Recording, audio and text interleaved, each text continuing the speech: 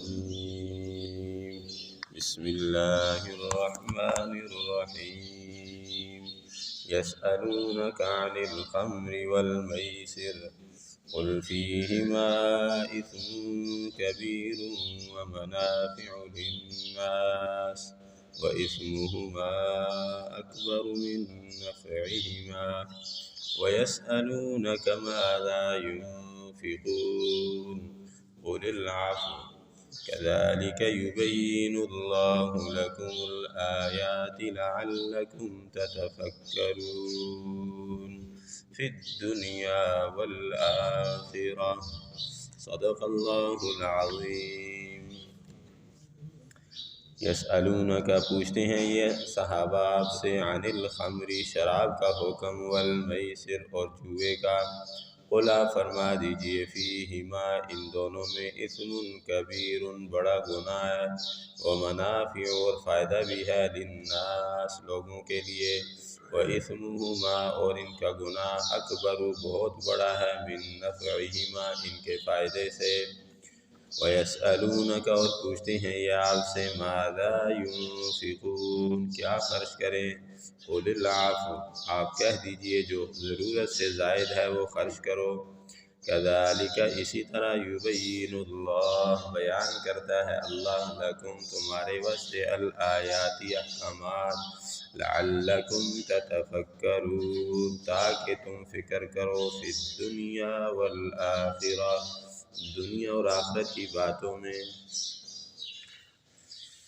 گزشتہ آیات سے صحابہ کرام کے سوالات مسائل پوچھنا اور اللہ کی طرف سے جواب اور فتویٰ دینا اس کا سلسلہ چل رہا ہے، اسی میں سے اس آیت میں جو ذکر ہے پہلے شراب اور جوئے کے بارے میں صحابہ کرام کے استفتاء اور مسئلہ پوچھنے کا ذکر ہے۔ ابتدائی اسلام میں جیسے اور جاہلیت کی رسموں کی طرح وہ شراب بھی عام تھی، جیسے اور بہت ساری جاہلیت کی باتیں ہم سنتے رہتے ہیں، اسی طرح شراب بھی عام تھی، یا جیسے کہتے ہیں ان کی یعنی گھٹی میں پڑی ہوئی تھی شراب، یعنی ایسے عادی تھے جیسے شراب کے، جیسے مثلا آج کل آپ دیکھ لیں ایک چائے ہے کہ مطلب ہر بندہ تقریباً چائے کا عادی ہے، چائے کا بہت زیادہ جو ہے وہ رواج ہے۔ تو ہجرت کر کے مدینہ تشریف لانے کے بعد اہل مدینہ بھی جوا کھیلنے کا رواج تھا ان میں، مکہ مکرمہ میں تو شراب کا رواج زیادہ تھا، شراب عام تھی، اور مدینہ میں تشریف لانے کے بعد ہجرت کے بعد مدینہ میں جوئے کا بھی رواج تھا۔ تو عام لوگ تو ان دونوں چیزوں کے صرف ظاہری فائدوں کو دیکھ کر ان پر جو ہے وہ فریفتہ ہوتے تھے، ظاہری فائدے نظر آ رہے ہیں جی، بڑا فائدے نظر آ رہے ہیں تو ان کو شروع کر دیتے تھے، یعنی بھائی ٹھیک ہے جی، کوئی یعنی ایسا کوئی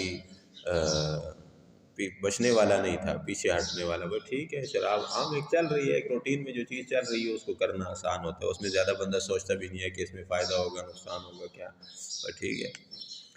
جیسے مثلا آج کل دکانوں کا اور کاروبار کا رواج ہے، ہر آدمی جو بھی فارغ ہوتا ہے کہتے ہیں چلو کوئی کاروبار شروع کر دو، ٹھیک ہے، ایک چل رہا ہے، مطلب کریانے کی دکانیں اور دوسری تیسری، ہر آدمی اس میں جو بھی فارغ ہوتا ہے کہتا ہے چلو، اس میں زیادہ سوچتے نہیں، لیکن ان کے اندر چونکہ ان دونوں چیزوں کے اندر خرابیاں اور مفاسد بہت زیادہ تھے، ان کی طرف نظر نہیں تھی، لیکن اللہ کی عادت بھی یہ ہے کہ ہر قوم میں کچھ عقل والے بھی ہوتے ہیں جو طبیعت پر عقل کو غالب رکھتے ہیں، کوئی طبی خواہش اگر عقل کے خلاف ہو تو وہ اس خواہش کے پاس نہیں جاتے، یعنی ہمیشہ سے یہ ترتیب چلی آ رہی ہے، ایسے لوگ بھی ہوتے ہیں۔ تو اس معاملے میں نبی علیہ السلام کا مقام تو بہت ہی بلند تھا کہ جو چیز کسی وقت حرام ہونے والی تھی، آئندہ چل کے کسی وقت اس کی حرمت کا حکم آنے والا تھا، تو نبی علیہ السلام کی طبیعت اس سے پہلے ہی نفرت کرتی تھی۔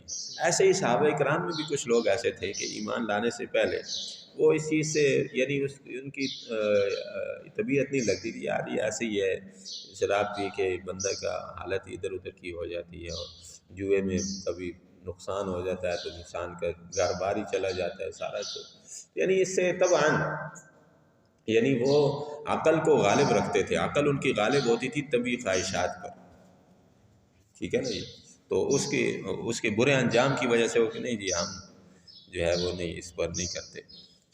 تو نبی علیہ السلام کی ذات تو آپ کی ذات ببرکات تو اس سے بالکل ایسی چیزوں سے جو بعد میں بھی حرام ہونی ہوئی تھی بالکل، لیکن صحابہ میں بھی ایسے تھے۔ تو بہرحال مدینہ طیبہ پہنچنے کے بعد چند حضرات صحابہ کرام کو اس کے نقصانات کا زیادہ احساس ہوا، اور اسی حساس کی بنا پر حضرت فاروق اعظم اور حضرت معاذ بن جبل اس طرح دوسرے صحابہ نبی علیہ السلام کی خدمت میں حاضر ہوئے اور عرض کیا کہ شراب اور جوا انسان کی عقل کو بھی خراب کرتے ہیں اور مال بھی برباد کرتے ہیں، تو ان کے بارے میں آپ کا کیا ارشاد ہے؟ اس سوال کے جواب میں یہ آیت اللہ پاک نے نازل فرمایا اللہ پاک نے کہ اس میں حرمت کا ذکر نہیں ہوا کہ شراب حرام ہے، بلکہ اللہ نے جو ہے وہ ایک تیار کیا انسانوں کو، سمجھ آئی کہ نہیں؟ اللہ پاک کا ایک ضابطہ، ایک ترتیب، سمجھ آئی کہ پہلے ان کے کسی طریقے سے وہ آمادہ ہو جائے۔ اللہ پاک کی ذات پہلے یہ آیت نازل فرمائی، اس میں کیا بتا دیا کہ صحابہ آپ سے شراب اور جوے کے بارے میں پوچھتے ہیں، تو اس میں نقصان زیادہ ہے، نفع کم۔ ٹھیک ہے نفع ہے لیکن نقصان زیادہ ہے، اس کے نقصان نفع سے کہیں زیادہ ہے۔ جیسے آج کل موبائل ہے، موبائل کا نفع تو ہے، اس کا انکار نہیں ہے، لیکن نقصان زیادہ ہے، ٹھیک ہے، نقصان اس کا زیادہ ہے۔ مال میں نفع بھی ہے لیکن نقصان زیادہ ہے کہ مال اکثر انسان کو حق کی طرف آنے سے رکاوٹ بنتا ہے۔ نبی علیہ الصلوۃ والسلام نے بھی ایک دفعہ حضرت ابو ذر رضی اللہ تعالیٰ عنہ جب حضور کی خدمت میں آئے، نبی علیہ السلام نے ان کو آتا ہوا دیکھا تو فرمایا رب کعبہ کی قسم وہ لوگ بڑے خسارے والے ہیں، اتنی بات ارشاد فرمائی۔ اب حضرت ابو ذر رضی اللہ عنہ عرض کرنے لگے یا رسول اللہ کون لوگ ہیں؟ میرے ماں باپ آپ پر قربان ہوں، آپ نے رب کعبہ کی قسم کھا کے فرمایا کہ وہ لوگ بڑے خسارے والے۔ تو حضور علیہ السلام نے کیا ارشاد فرمایا؟ الاکثرون مالا، جن کے پاس مال زیادہ ہے، مگر وہ جو اس طرح خرچ کریں۔ آپ نے دائیں بائیں آگے پیچھے کی طرف اشارہ کیا کہ یعنی خوب خرچ دیا بھی ہے اللہ نے تو خرچ بھی کریں، ٹھیک ہے، وہ اس کے خسارے سے بچ سکتے ہیں۔ تو اسی طرح مال کی زیادتی عموماً اس کے جو ہے وہ فوائد کم ہیں، نقصانات زیادہ ہیں۔ تو اسی طرح اللہ پاک نے اس آیت میں بتا دیا کہ دیکھو نفع ہے لیکن نقصان زیادہ ہے۔ اب یہ آیت نازل ہونے پر کچھ صحابہ کرام نے شراب اور جوئے کو بالکل چھوڑ دیا، یار اس میں نقصان زیادہ ہے تو کیا ضرورت ہے پھر اس کو۔ یہ پہلی آیت نازل ہوئی شراب کے، مسلمانوں کو شراب اور جوئے سے روکنے کا ابتدائی قدم اس میں۔ اور پھر اس کے بعد ایک واقعہ ہوا، حضرت عبد الرحمن بن عوف رضی اللہ تعالیٰ عنہ کے بارے میں آتا ہے کہ ایک دفعہ انہوں نے اپنے کچھ دوستوں کی صحابہ کرام کی دعوت کی، تو دعوت میں آخر میں پھر شراب بھی جیسے ترتیب تھی تو شراب بھی چلی۔ اتنے میں نماز کا وقت ہو گیا تو ایک کو آگے کیا تو اس نے سورۃ الکافرون شروع کی، اور اس کو شراب کی اس کی اثرات کی وجہ سے وہ غلط پڑ گیا نا، نہیں پتہ لگا اس کو، تو اس میں آیتوں کو آگے پیچھے کر گیا، وہ غلط پڑ گیا، لا کو چھوڑ کے، اور اسی طرح یعنی الفاظ کو آگے پیچھے پڑ گئی۔ اب حضور علیہ السلام کی خدمت میں گئے، اور تو پھر اللہ پاک نے جب انہوں نے حضور علیہ السلام سے پوچھا کہ یہ ہو گیا ہمارے ساتھ، اس وقت اللہ نے 5ویں پارے کی آیت نازل فرمائی، یا ایھا الذین آمنوا لا تقربوا الصلاۃ وانتم سکارى، اے ایمان والو نماز کے قریب نہ جایا کرو جب تم نے شراب وغیرہ پی کر نشے کی حالت میں ہو، تو اس وقت نماز نہ پڑھا کرو، اتنی دیر پہلے پی لیا کرو کہ اس کا نشہ اتر جائے اور تاکہ نماز تمہاری خراب نہ ہو۔ 5ویں پارے کی آیت ہے، اس میں بھی حرام نہیں کیا۔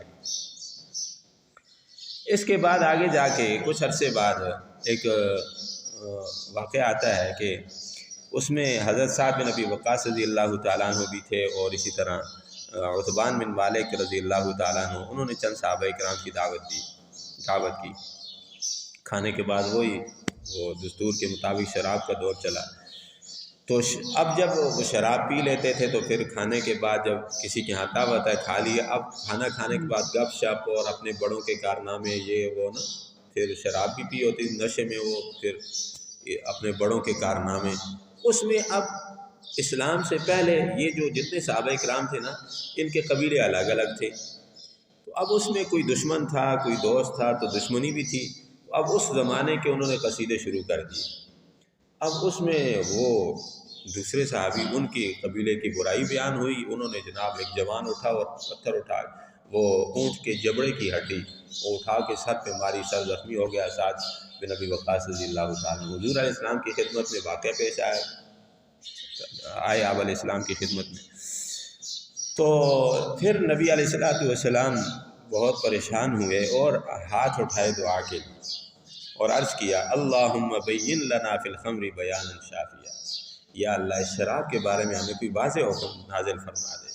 اس وقت پھر اللہ پاک نے 5ویں پارے کی جو آیات میں جس میں ذکر ہے یا ایھا الذین آمنوا انما الخمر والمیسر والانصاب والازلام رجس من عمل الشیطان فاجتنبوہ، یہ جوا اور یہ شراب اور یہ ساری چیزیں اللہ نے ذکر فرمائی کہ یہ سب شیطان کے کام ہے، خبردار بس آج کے بعد ان سے بچو۔ اب پھر تیسری مرتبہ اس آیت کے ذریعے اللہ نے شراب اور جوئے کو حرام قرار دے دیا۔ اب آپ اندازہ لگائیے کہ صحابہ اکرام رضی اللہ تعالیٰ عنہم اجمعین سبحان اللہ کیسے تیار تھے حضور علیہ السلام کی محنت سے کہ حکم آ گیا بس اب چوں چراں ہم وہ بڑا مشکل ہے، ایسے عادی تھے، ایسے عادی جس طرح آج ہم چائے کے بھی عادی نہیں ہیں، ٹھیک ہے نا۔ کچھ ہیں ایسے لوگ جو چائے جن کی گٹی میں ہے نہ ملے تو جناب دماغ شارٹ ہو جاتا ہے، ایسے لوگوں کو آپ اندازہ لگائیے صحابہ کرام شراب کے ایسے عادی تھے کہ شراب نہ ملے تو ان کے دماغ پھر جاتے تھے، ایسے عادی تھے۔ لیکن قربان جائیے ایمان کی سطح کتنی بلند تھی، کیسے زمین ہموار تھی حضور علیہ السلام کی محنت سے۔ ایک ذہن بنا ہوا تھا کہ اللہ کا حکم آ گیا بس اب نہیں پینی شراب۔ مدینے میں ایسے بہہ رہی تھی جیسے موسلادھار بارش ہو اور نالوں میں پانی بہتا ہے، ایسے شراب بہہ رہی تھی، سمجھ آئی کہ۔ تو یہ اللہ پاک نے اس آیت میں ذکر فرمایا کہ شراب اور اس میں بہت سارا فائدہ بھی ہے۔ تو اس سے مفسرین کرام مسائل نکالتے ہیں کہ یہ جوا حرام، شراب حرام، جس چیز میں لوگوں کے فائدہ بھی ہو لیکن نقصان زیادہ ہو۔ شریعت یہ کہتی ہے کہ اس کام کو چھوڑنے میں ہی فائدہ ہے، یہ نہیں کہ اس کا ٹھیک ہے جی کچھ نہ کچھ تو فائدہ ہے ہی ہے، تو اس لیے ایسے کاموں سے اجتناب کرنا یہ ایمانی تقاضا ہے۔ آگے سوال ہے جو پہلے بھی گزرا وَيَسْأَلُونَكَ مَاذَا يُنْفِقُونَ، یہ آپ سے پوچھتے ہیں خرچ کیا کیا کریں، یہ سوال پہلے بھی گزرا، وہاں بھی کچھ تفصیل عرض کی تھی۔ تو وہاں اللہ نے ذکر فرمایا تھا کہ خرچ کرنا جو بھی کرو لیکن اصل چیز کیا ہے، خرچ جہاں کیا جائے وہ موقع اور محل سے ہی ہونا چاہیے۔ گزشتہ آیت میں اللہ پاک نے جہاں یہ سوال گزرا کیا خرچ کریں، وہاں مصارف زکوٰۃ کا ذکر فرمایا تھا، خرچ کرنے کے مصارف کا ذکر فرمایا تھا، کن کن پہ خرچ کرو۔ یہاں اللہ پاک نے اس سوال کا بھی جواب دیا قُلِ الْعَفْوَ، جو ضرورت سے زائد ہے وہ جمع کرنے کے آئندہ کے لیے رکھنے کے قابل نہیں ہے، بس اس کو خرچ کرو، جو ضرورت ہے تمہاری اس کو استعمال کرو، جو ضرورت سے زائد ہے کھانا کھا لیا، اب جو ضرورت سے زائد بس کیا کسی تلاش کر کے رکھو، پہلے سے محلے میں تلاش کر کے رکھو کہ یہ آدمی جو ہے اس کے گھر میں تھوڑی تنگی ہے، محتاجگی ہے، اب کھانا جو ضرورت کا ہے بنا لی، بلکہ حدیث میں تو یہاں تک آتا ہے کہ ایک پیالہ پانی کا زیادہ ڈال دو اس نیت سے کہ یہ پڑوسی کو دوں، ٹھیک ہے۔ تو اب جو ضرورت سے زائد ہے بخیل ڈبے میں فریج میں رکھنے کی ضرورت نہیں، بس اس کو خرچ کر دو، آگے چلتا کر دو، یہ ایک ترتیب ہے۔ پہلے میں نے عرض کیا مال اور علم دونوں کی یہ ترتیب اللہ پیدا کرنے والا جس نے مال کو اور علم کو پیدا کیا، یہ صفت عطا فرمائی، ان دونوں کا ضابطہ اللہ نے یہ بنایا کہ جتنا ان کو خرچ کیا جائے گا تو یہ نفع پہنچائیں گے اور یہ زیادہ ہوں۔ جب تک مال آپ کے پاس ہے آپ کو نفع نہیں پہنچائے گا، یہ سانپ بنے گا اور ڈسے گا، آپ کو نقصان پہنچائے گا۔ جب اس کو آپ نے اپنے سے جدا کر لیا اب یہ آپ کو فائدہ پہنچائے گا، صدقہ کر دیا، نیکی کے راستے میں لگا دیا، صدقہ جاریہ بن گیا، آپ سے نکل گیا تو اللہ کے بینک میں جمع ہو گیا۔ تو اسی طرح فرمایا کہ علم اور مال خرچ کرنے سے بڑھتے ہیں، تو مال کے بارے میں اللہ نے یہ فرمایا کہ ضرورت سے زائد جو ہے اس کو وہ خرچ کرنے کے اصل اور افضل درجہ یہی اللہ نے بیان فرمایا، اور آگے بتا دیا کہ اللہ اسی طرح احکامات بیان کرتا ہے تاکہ تم غور و فکر کرو، دنیا اور آخرت کی باتوں میں غور و فکر کرو کہ صرف دنیا ہی اصل نہیں ہے، دنیا تو عارضی ہے، آخرت دائمی اور باقی ہے۔ ما عندکم ینفد وما عند اللہ باق، جو یہاں تمہارے پاس ہے وہ ختم ہو جائے گا اور جو اللہ کے پاس بھیج دو گے وہ کیا ہے، باقی رہنے والا ہے۔ کیوں جی اس بینک میں کوئی چور ڈاکو پڑ سکتے ہیں؟ یہاں تو 10 گارڈ بھی کھڑے کر کے جناب او جی ویسا تدبیر کی جناب، سارے سب کو بے ہوش کر کے اور سب کے ساتھ ایسا حاج کر گیا، سارا بینک خالی کر گیا۔ اتنے جناب کمرے اور اتنے دروازے اور اتنے تالے اور اتنے گارڈ اور کیا کچھ، سمجھ آئی جائے. تو یہ اللہ کے نبی علیہ السلام نے 14 صدیاں 15 صدیاں پہلے بتا دیا کہ جس مال کی زکوٰۃ ادا نہیں کی جائے گی وہ محفوظ نہیں ہو سکتا. زمین کے جس حصے میں بھی رکھو گے، جہاں بھی رکھو گے، وہ محفوظ نہیں ہو سکتا. اور جس کی زکوٰۃ ادا کر دی ہے وہ حفاظت سے نکل نہیں سکتا، اس پر کوئی ڈاکہ ڈال نہیں سکتا، اس کو کوئی چھین نہیں سکتا، اس کو ضائع نہیں کر سکتا. اس لیے ضروری ہے کہ ہم اللہ کے راستے میں جان مال وقت لگائیں. ہماری ذمہ داری بھی ہے، ہمارا کام بھی ہے. اللہ نے جان دی ہے، صلاحیت دی ہے، سب اس لیے کہ میری مخلوق پر خرچ کرو، میری مخلوق کو فائدہ پہنچاؤ. سب سے بڑا فائدہ کیا ہے؟ دنیاوی ضرورت بھی پوری کرنے کا حکم اسلام نے دیا ہے، لیکن سب سے بڑا فائدہ یہ ہے کہ ان کی آخرت کی فکر کی جائے. پھر دنیا والآخرہ، دنیا میں بھی خرچ کرو، آخرت کے لیے بھی خرچ کرو، اپنی آخرت کی بھی فکر کرو. صرف دنیا کی فکر نہ ہو کہ ہاں وہی ادھر ہم نے کتنا رہنا ہے. ہمارا تو عقیدہ ہے نا، مسلمان ہے، کہ اصل جگہ جنت ہے، یہاں سے تو جانا ہے. کافر بنائے تو بنائے، اس کا عقیدہ ہی نہیں ہے نا بھائی. آگے بھی کچھ بنانا ہے کہ نہیں بنانا. ادھر چٹیل میدان ہے، حدیث کا مفہوم ہے، وہ بالکل خالی پلاٹ ہے، اس کے پودے سبحان اللہ الحمدللہ نیک اعمالوں کی برکت سے، جیسے عرض کیا کہ تراویح کے ایک سجدے پہ ایک محل بنتا ہے جنت. اب وہ چٹیل میدان ہے اور یہ اعمال سے وہ محل بنے. کتنی مشقت دنیا کے محلات بنانے کے لیے تو ہم کتنی مشقت اٹھاتے ہیں، کتنی تکلیف اٹھاتے ہیں، لیکن وہاں کے محلات کے لیے کتنا اعمال کریں گے. کوئی مشقت بھی نہیں ہے اتنی. اللہ کے راستے میں جان لگے، مال لگے، وقت لگے، ذمہ داری بھی ہے، کام بھی ہے. ختم نبوت کے صدقے ہمارا عقیدہ ہے کہ نبی کوئی نہیں آئے گا. تو کوشش کریں گے نا سارے احباب انشاءاللہ. اللہ پاک عمل کی توفیق عطا فرمائے. پڑھیے. یسألونک، پوچھتے ہیں یہ صحابہ آپ سے، عن الخمر، شراب کا حکم، والمیسر، اور جوئے کا حکم. قل، آپ فرما دیجئے، فیہما، ان دونوں میں، اثم کبیر، بڑا گناہ ہے، ومنافع، اور فائدے بھی ہیں، للناس، لوگوں کے لیے، واسمہما، اور ان کا گناہ، اکبر، بہت بڑا ہے، من نفعہما، ان کے فائدے سے. ویسألونک، اور پوچھتے ہیں یہ آپ سے، ماذا ينفقون، کیا خرچ کریں. قل العفو، آپ کہہ دیجئے کہ ضرورت سے زائد. کذالک، اسی طرح، یبین اللہ، بیان کرتا ہے اللہ، لکم الآیات، تمہارے واسطے احکامات، لعلکم، تاکہ تم، تتفکرون، فکر کرو، فی الدنیا والآخرہ، دنیا اور آخرت کی باتوں میں. اللہ پاک عمل کی توفیق عطا. آمین. الحمدللہ رب العالمین، والعاقبۃ للمتقین، الصلاة والسلام علی اشرف الانبیاء والمرسلین. جزا اللہ عنا سیدنا و مولانا محمد وآلہ صلی اللہ علیہ وسلم. اللہم انا نسألک العفو والعافیۃ فی دیننا ودنیانا واہلنا واموالنا. اللہم انصر اخواننا المسلمین والمجاہدین فی فلسطین. اللہم انصر عساکر المجاہدین فی کل مکان. اللہم انا نجعلک فی نحورہم ونعوذ بک من شرورہم. اللہم انصرنا ولا تنصر علینا. ربنا لا تجعلنا فتنة للقوم الظالمین ونجنا برحمتک من القوم الكافرین.